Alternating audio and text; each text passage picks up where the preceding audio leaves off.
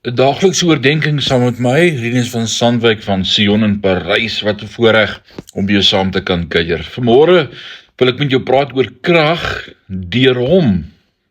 Ek lees vir ons uit Johannes 4 vers 6. Die fontein van Jakob was daar, en Jesus het toe, omdat hy moeg was van die reis, sommer by die fontein gaan sit. Hebreërs 2 sê, Jesus is soos sy broers gemaak, soos jy. Ek weet hoe dit voel om moeg te wees. Ek is bly daaroor, want ek voel gereeld so. Die geweld woed, die probleme neem toe, die stryd duur voort en ek voel net moeg.